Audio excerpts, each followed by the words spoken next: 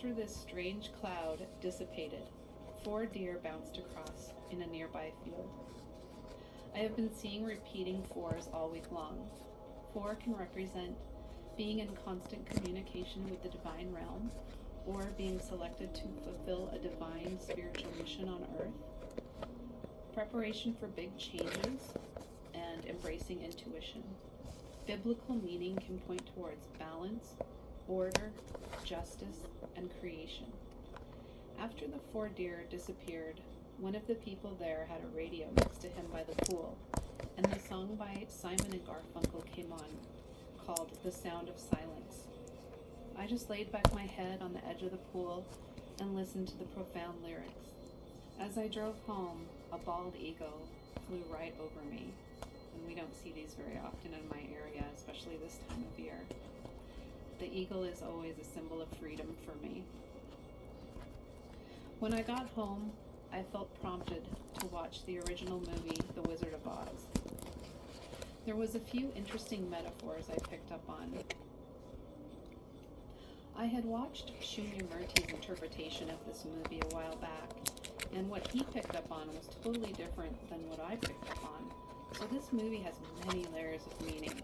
I'll put a link to his video in the comments because he's one of my favorite spiritual teachers.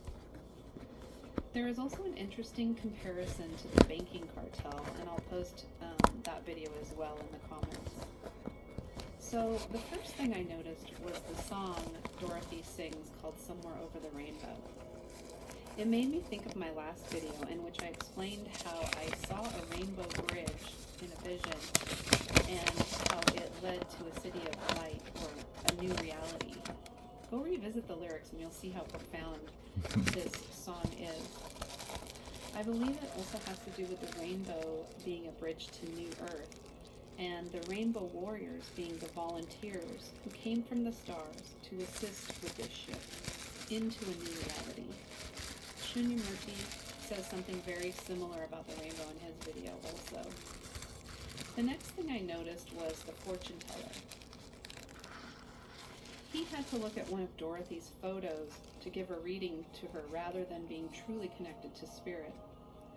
I also noticed that on his wagon it said, acclaimed by the crowned heads of Europe. So perhaps he is a bit of a puppet to the false royalty that ruled this realm and was peddling deceit and reliance on false authority in general. In fact, the entire film is based on Dorothy and her new friend's epic journey to reach this deceitful and false wizard in order to get the answers and gifts they are seeking, rather than looking within. Another thing that stood out was when Dorothy crosses over into another Technicolor realm. She is asked by Glenda if she is a good witch or a bad witch. She answers by explaining all witches are mean and ugly, thus showing her innocence and pre-awakened indoctrination about magic. She still thinks that all magic is bad. She is then given the magic shoes of the bad witch that she killed by accident. But when the shoes are worn by her, they take on a new sparkle and protection. They seem to be a metaphor for the fact that good or bad magic depends on the person who wields it, and their purity of heart and their intentions, thus making a clear distinction between light and dark magic. Glenda, who has descended from the higher realms in the form of an orb, is obviously an adept in her magic, and shows Dorothy there is nothing to fear, as the bad witch has no power in her presence.